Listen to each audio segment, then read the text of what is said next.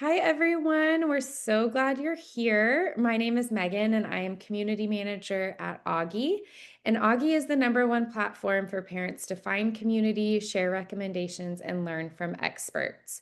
Um, just a friendly reminder, this event is being recorded, and I am going to hand it over to Chelsea to introduce herself. Awesome. Thank you, Megan. And thank you to those of you who introduced yourselves in the chat. It's always nice to know like what season of parenting people are in. I see Anastasia has an 11-week-old. I was just on a call yesterday with a couple who has a 15-day-old. So they were Oh, in the postpartum early season. wow. Yes, I know. They were just tired and and Oh, then they were man. getting their food wherever they could get it and eating Yes. on the call. And I remember that so distinctly. Oh my gosh. Oh, well, like Megan said, my name is Chelsea Skaggs. I'm a life and relationship coach who used to think I wanted to be a therapist and then decided I really wanted to go a different direction and went into life coaching for expecting and new parents. So I'm really here to have the conversations that a lot of people don't have about things like emotional connection and the mental load and how awkward intimacy after baby can be and all of those things. And I am here because I remember a day for me when I was curled up in the corner of my kitchen with my head in my hands, bawling, just like feeling so disconnected, feeling like my husband and I were nothing more than roommates and wondering if the best days of our relationship were already behind us. And honestly, took me a long time to say this out loud, but I also sometimes just wondered, would it be easier to do on my own because we were not understanding each other? It felt like we were kind of in competition of our needs and our time and all of those things. And we found a lot of ways to help that and to make that better and stronger. And anytime that I can impart this to a parent, to a couple, that's what I want to do. So I'm so proud of you for being here. I'm so glad that you're here to be part of this conversation. Again, we exist to give expecting and new parents just a place to prioritize their relationship and their teamwork in the midst of growing a family that you love. Deeply, deeply believe that so much of the future and of the family is made up of the little things like the communication and the appreciation and the connection that's in the home. And if you have ever said or thought one of these things, maybe put it in the chat if you're feeling brave. I want to know if anybody has thought or said something like your conversations turn into logistics, or there's not a spark there, or you're not laughing together. Do any of these resonate? Or you could just say a yes or no. If those resonate, okay. Yeah, if you have said or thought anything along these lines, you are in the right place, and this workshop was made very much so with you in mind. These are things that I hear often. My days are filled with conversations with expecting and new parents, and I hear them get into this place where, they feel more like they're just existing. We hear the phrase like passing ships in the night, and we get into this place sometimes that we call the roommate trap.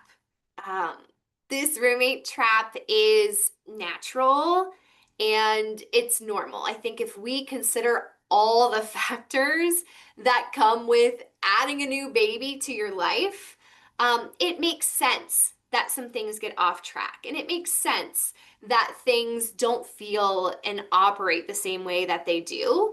Um, and I think it's really exciting that we're here and we're identifying this because you get to decide, okay, do we stay in this phase until we're empty nesters and like deal with it then? Or do we work towards a place that feels better? We know this roommate phase is happening if your conversations start to become transactional. It's just what time are we doing this? Who's picking up that? All of these like logistical transactions that make a lot of sense, right? Because we're running a household together, and it's so different than pre-baby when if I had something I had to take care of, I could just do it. And my husband could do whatever he wanted. And if he had something to take care of, vice versa. Yes, our lives overlapped, but now they're really intermeshed around this tiny human or maybe multiple humans who really need you. So we see a lot of that transactional experience and relationship there. Maybe intimacy is fading into just a lack of time that you're connecting. This is something that comes up with a lot of couples is just not feeling more than friends, like not having that extra spark or vibe in the relationship because you're exhausted. You're dealing with logistics. Again, there's a lot of things going on. So it's not you're broken or your partner's broken or you're not meant to be together. It's like, wow, a lot of things have changed and the demands on us have shifted so much, and we have to figure out what this looks like. I mean, in the same manner here, your time for self-care diminishes. You're making decisions about this human that counts on you. And one thing I want to bring up and maybe give you language for, I find that so much of relationships is being able to have some shared language. Um, I see when bids for connection aren't happening at the same time, it can feel like rejection. So, a bid for connection could be anything from, hey, babe, could we sit down and just talk about something other than the kids? I really, really want to hear your heart. I want to spend some time with you. Or it could be, putting the moves on and hoping that it ends in sex. Bids for connection have this entire spectrum. It could be a hug. It could just be sharing the words I love you while looking in each other's eyes for a moment, just saying, okay, I can stop and focus on you. But we start to make these bids for connection, and perhaps we do it at a time when our partner's really distracted, or our partner tries to connect with us in a time where we're overwhelmed and like, my God, the only thing I want to do is go to sleep. So when this happens, we start to feel more and more rejection. And this obviously can happen a lot more when we have kids because your time, your energy, your resources, they're so much more limited than they were before. I offer you this phrase, bids for connection, in hopes that you can use that in your conversations. And what this might look like is like maybe you try to start a meaningful conversation with your partner and it doesn't happen. So, in the moment, we don't want to shut down, we don't want to freak out, but this is a chance to maybe revisit that later and say, hey, babe, when I did blank, I was trying to connect with you. I was making a bid for connection. Um, I noticed that wasn't like a good time for you, but I just wanted you to know like that was a way I was trying to show you love. That was a way that I was trying to show you that we're still a team and that we're still connected. And just naming this can be really important because we can just tell ourselves like that there's nothing there, or all he wants is sex, or he never opens up to me. But when we start to talk a little bit more about what we're looking for or what we are trying to give of ourselves, then maybe we don't feel so shameful or silly or kind of recoil like we do when it's not reciprocated. That was the bids for connection was a little bit of a tangent, but thank you for going there with me. And we're going to get into tools here in just a second, but we'll notice that we're having this like roommate stage when we have the resentment and the misunderstandings that just go rogue. I don't know if you've ever been in a conversation with your partner. I certainly have, where you end up being like, how did you even get there? Like, what are you even thinking that what I said made you think blank, or that what I did, you took it to mean blank? We start to kind of get those little rifts and they feel like we're rubbing up against each other in a way that just doesn't feel good and connected. It's rough, it's jagged, maybe it's a lot of defensiveness. Maybe you're feeling like your partner's mother, and nothing can kill intimacy vibes more than feeling like your partner's mother. But this is some like word for word what I hear probably at least once every month or 2 weeks is I don't want to be his mother. So that starts to happen when we're in that roommate transactional phase, especially if there's a mismatch in the mental load. And then maybe your logistics, talking about the load. Maybe the logistics seem fair, but the mental and emotional load are uneven. This is going to make you not feel like you're on the same team, like you're connected. And you guys feel free to like pop anything in the chat. I do have it open. So if you have questions for later on, you don't have to like hold them in your brain like an open computer tab, but you can pop them in the chat and we can get to those in just a little bit. The thing that comes up for so many people is obviously like, wouldn't it be nice? Wouldn't it be nice to have more time to talk to your partner? Wouldn't it be nice to have more time to really get on the same page? But we're busy, we're overwhelmed, we're already feeling at our capacity. And so when we're in that place, then you're running in survival mode. A lot of those early days feel like survival mode, and maybe connection feels like a luxury. I'm going to invite you to shift that in your brain a little bit. That connection with your partner is not a luxury that you get to enjoy if only you get all of your other ducks in a row. Connection with your partner is like literally the foundation for your family, and it's the fuel that you need to keep moving forward. And so sometimes we kind of step back and take time to get on the same team so that we can make time work better for us when we're working as a team. So let's talk a little bit more about how we're moving towards teamwork.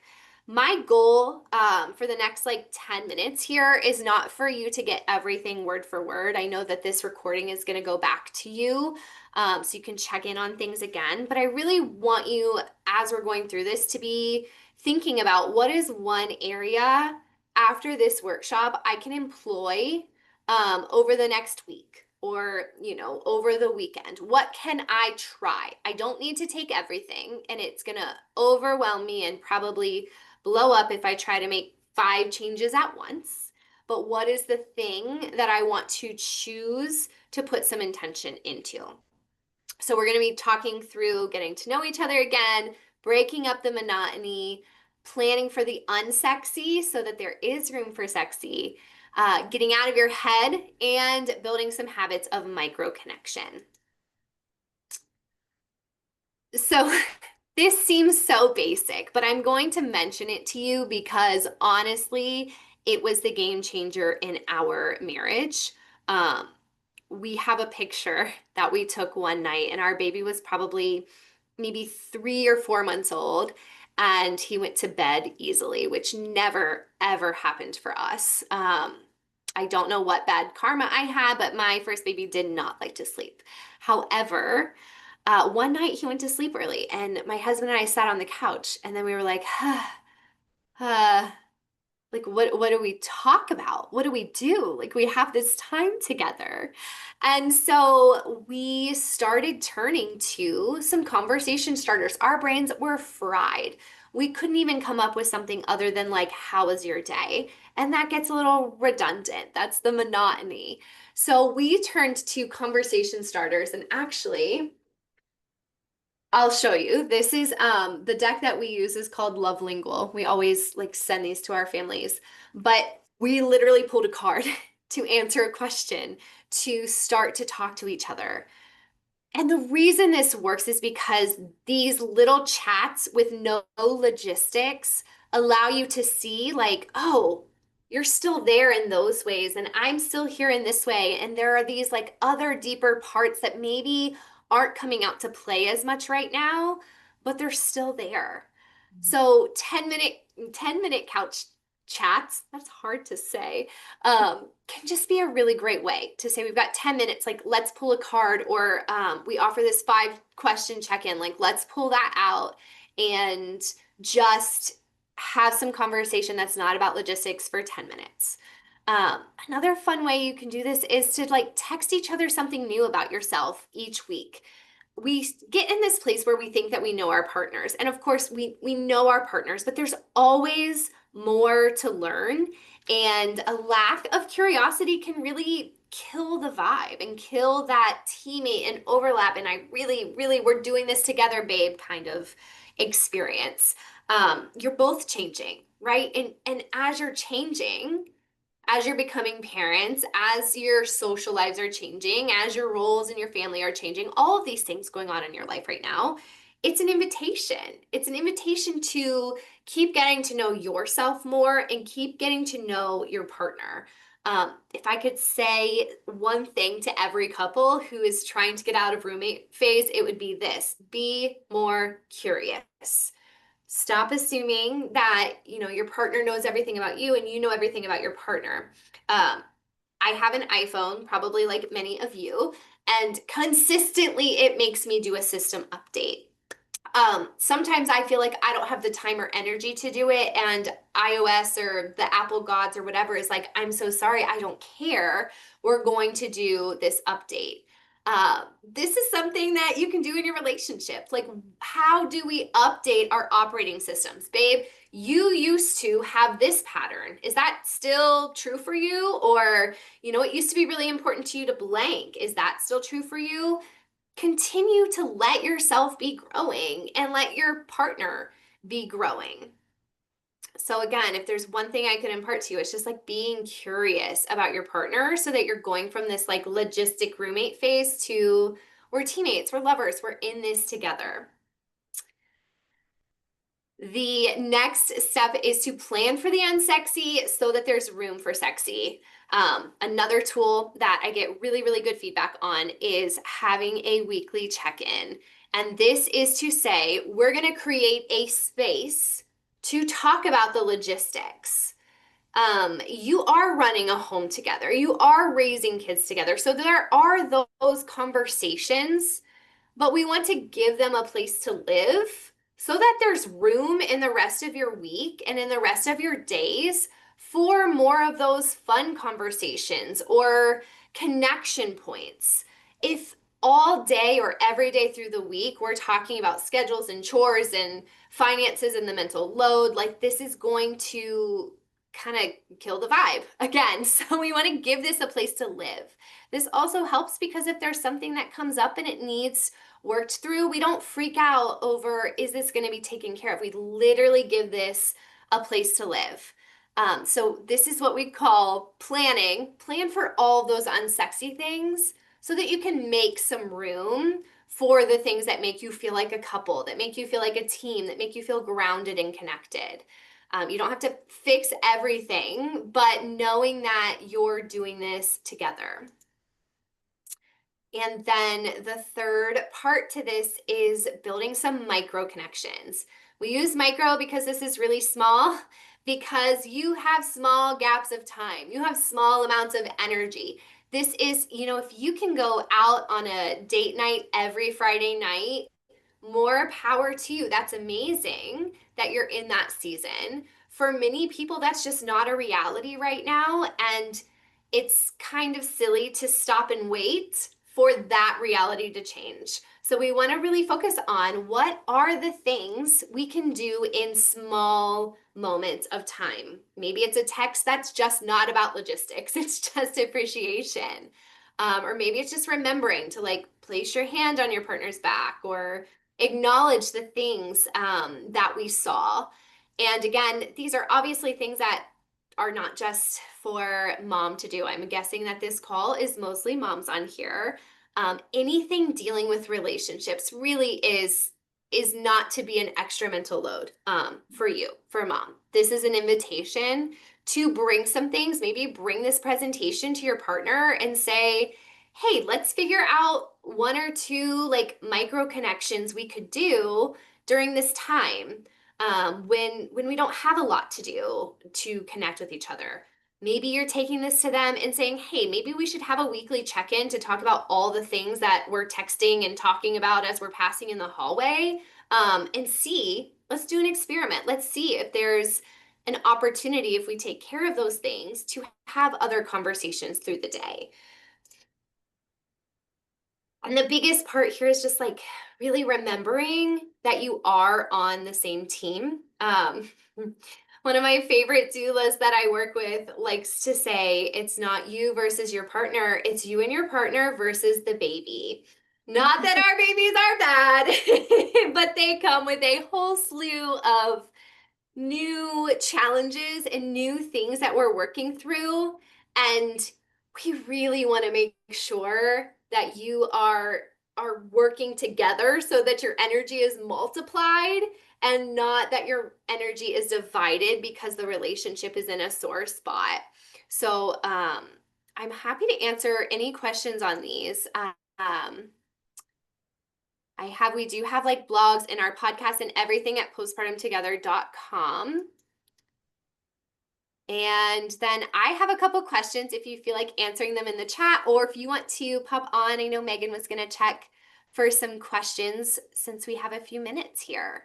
And yeah, feel free to drop them in if you have any.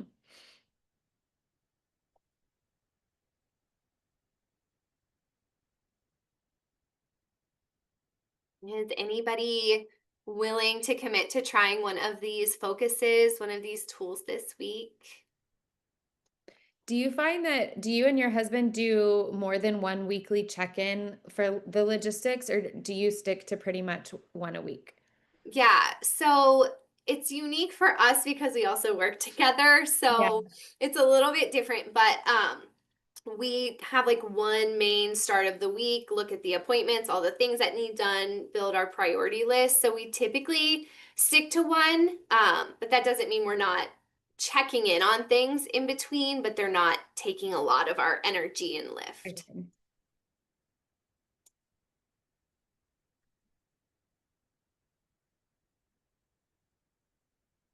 Anyone have any questions?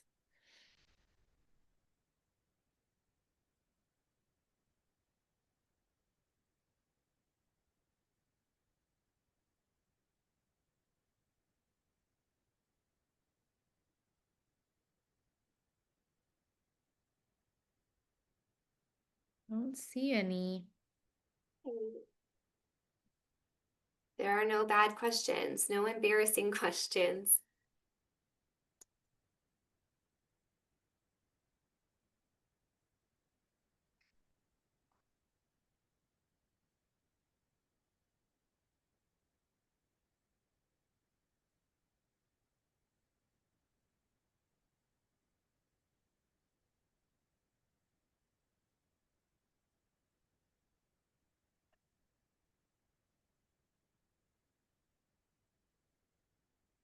Nope. Hey, well, thanks for moderating, Megan. I appreciated that. Thank you guys so much. You will get this recording sent. And then if you do have questions, oh, no questions, but thank you for sharing these tips. Yeah, it was super helpful. I have older kids and it's still super helpful because like the hustle and bustle of life is still so real. Mhm. I feel like we're busier now than we've ever been. And so that's why I was asking personally about the weekly check-in, because I'm like, we have a weekly check-in, but then Monday and Tuesday and more things get added to the calendar. And so I'm Mhm. like, I would love to just, limit it, instead of feeling like we're always talking logistics.